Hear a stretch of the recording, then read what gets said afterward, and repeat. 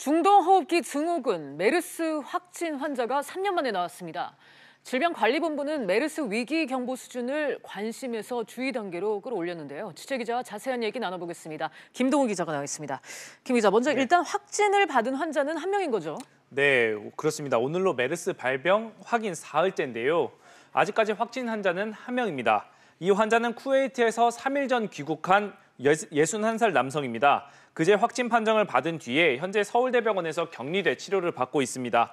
이 남성은 음압격리시설에서 머물면서 최소 2주간 격리 치료를 받게 됩니다. 네, 중요한 건 이 환자가 확진 판정을 받기 전까지 얼마나 많은 사람들과 접촉을 했냐 그 여부인데 좀 얼마나 되는 걸로 파악이 되고 있습니까? 네, 정부는 당초 이걸 밀접 접촉자라고 하는데요. 네. 밀접 접촉자를 20명이라고 밝혔는데 이 환자의 행적이 좀 자세하게 파악이 되면서 2명이 추가됐고 1명은 착오로 빠지면서 21명이 됐습니다. 네. 밀접 접촉자는 환자와 2m 이내에서 긴밀하게 접촉하거나 침과 가래 등 환자의 분비물과 접촉한 경우 분류되는데요.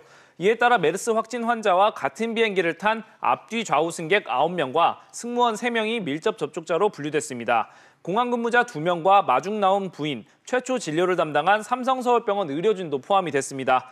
여기에 이 남성이 비행기에서 내릴 때 휠체어를 요청했는데요. 출국장까지 휠체어를 밀어준 도우미와 공항에서 삼성서울병원까지 태워준 택시기사 1명이 추가됐습니다.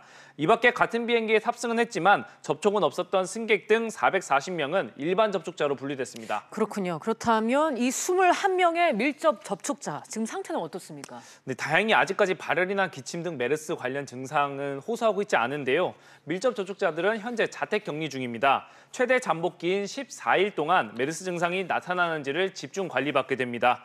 환자와 같은 비행기에 탑승했으나 밀접 접촉자로 분류되지 않은 24살 영국인 여성 B씨가 발열과 기침 등 증상을 보여 현재 메르스 의심 환자로 분류돼 있는 상황인데요. 이 여성은 현재 국립중앙의료원에 격리돼서 검사를 받고 있는데 오늘 새벽에 1차 결과가 나왔습니다. 음성 판정을 받았고요. 당국은 2차 검사가 남아있기 때문에 바로 퇴원시키지는 않을 계획입니다.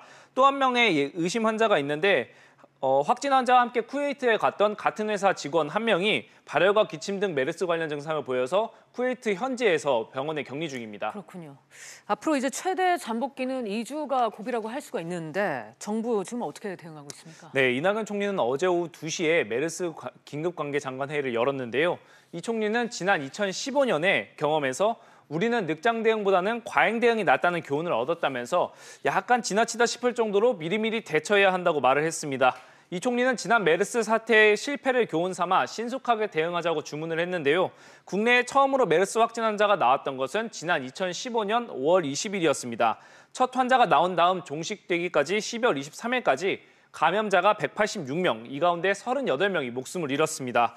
당시 초동대처가 미흡했다는 지적이 많았는데 정부는 확진 환자가 이동한 경로의 CCTV를 다시 한번 확인하면서 밀접 접촉자가 없는지 확인할 예정입니다. 네, 김 기자, 지난 메르스 사태 때는 이 초동대처 부실로 인해서 이제 인명피해도 인명피해지만 경제적 타격도 크지 않았습니까? 네, 맞습니다. 지난 메르스가 경제에 미친 영향은 2014년 세월호 참사 때보다도 컸는데요.